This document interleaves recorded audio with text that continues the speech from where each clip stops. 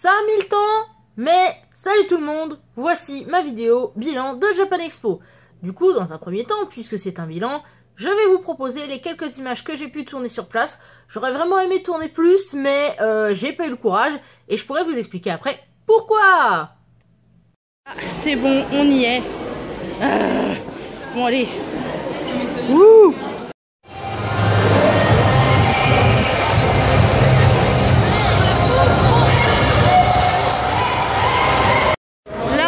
Je suis à côté du stand Sailor Moon et il y a pas mal d'attentes.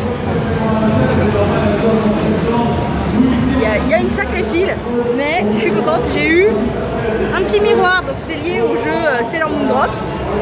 J'aime bien ce jeu, c'est mignon, ça ressemble à Candy Crush mais bon on s'en fout. Et donc on crève de chaud, mais il y a des moments quand même où c'est assez ventilé, donc ça va, c'est pas si mal. Allez, à toutes.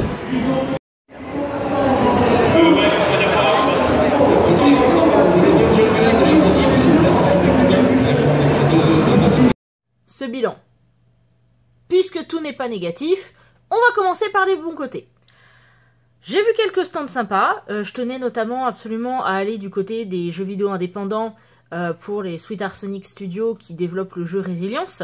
J'avais déjà eu l'occasion d'accéder à une présentation qui était vraiment sympa. Du coup j'ai été les voir, c'était cool. J'ai aussi pu jouer à un jeu musical style DDR, mais bon ça c'est mon trip maintenant, dès que j'en vois un j'essaye de jouer une partie. J'ai croisé quelques amis, j'ai même croisé Marco Albiero, dessinateur italien, pour qui j'avais fait une vidéo il y a un peu plus d'un an, je vous remettrai le lien en description. Et j'avoue que s'il n'avait pas été là, je n'aurais pas su qu'il y avait une tombola pour gagner un de ses dessins, et je ne serais donc pas restée aussi longtemps. Bah oui, parce que justement, pour ce qui est des points négatifs, déjà je dirais que la clim a été super mal gérée. Alors évidemment, je me doute bien qu'il y a en partie des contraintes liées aux bâtiments en eux-mêmes. C'est sûr qu'un bâtiment de cette taille, tu vas pas le chauffer de la même manière que tu vas chauffer ton salon, ou que tu vas ventiler ton salon d'ailleurs.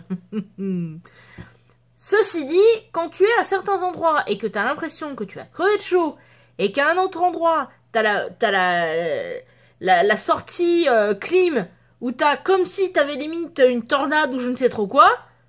Ouais bon, j'exagère un petit peu quand même, faut pas pousser. Mais le contraste entre les deux est difficilement supportable.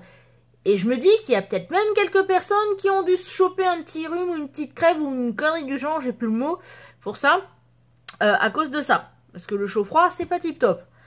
Après, comme pinaillage, il y aura aussi les places assises. Alors, il y avait des coins nourriture, et il y avait les coins conférences où tu pouvais t'asseoir. Sauf que, il y avait des tas d'autres coins, où en fait, il y avait des gros espaces assez vides, qui ne correspondaient pas forcément à des sorties de secours.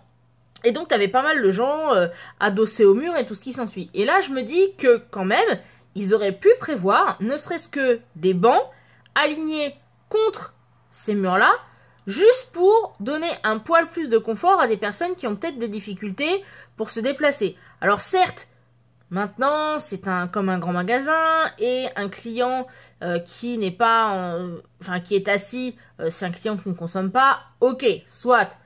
Mais quand même, cette petite note de confort, ça aurait pu être cool. Et un dernier point qui m'a un peu embêté, c'est par rapport au numéro des stands. Alors certes on a le plan, et certes on a le code qui correspond au nom.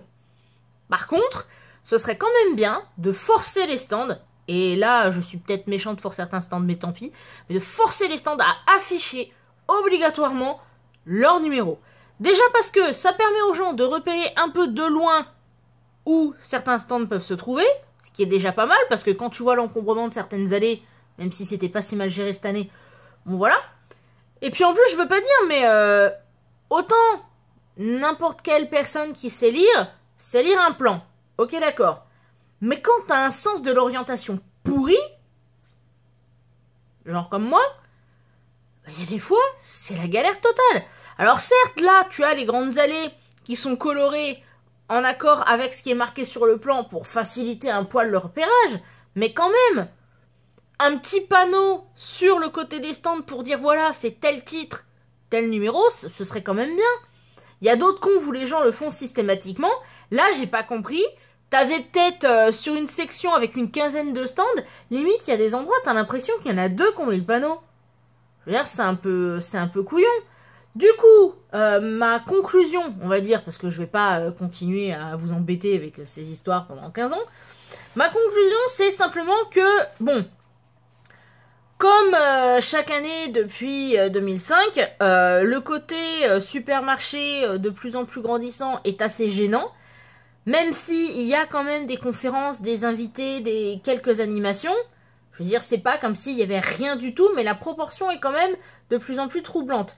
Ceci dit, Japan Expo, ça reste toujours le genre d'endroit où, comme j'en parlais dans ma vidéo sur les conventions, mais j'ai fait ça il y a assez longtemps, t'as toujours des petites choses assez sympas, tu rencontres des gens, t'as des petites discussions, t'as des moments qui sont vraiment cool. Par contre, bien qu'habitant en Île-de-France, je pense que si jamais j'y retourne une prochaine fois, je sais pas, je prendrai un hôtel à côté ou quelque chose du genre, parce que franchement, là, c'était pas globe. C'est-à-dire que j'étais à 3 heures de transport de Japan. C'est-à-dire, en fait, 6 heures aller-retour. Et je peux vous assurer que j'ai morflé. Donc, ça, je le referai pas. Enfin, bref. Pour les personnes qui ont pu se rendre sur le salon, n'hésitez pas à me dire ce que vous en avez pensé. Pour les personnes qui y pensaient et qui finalement ne l'ont pas fait, n'hésitez pas à participer aussi. Et rassurez-vous, pour les personnes qui tiennent absolument à me rencontrer un jour, on y arrivera. On y arrivera, je vous dis. Allez, je vous fais des tas de gros bisous et je vous dis à très bientôt.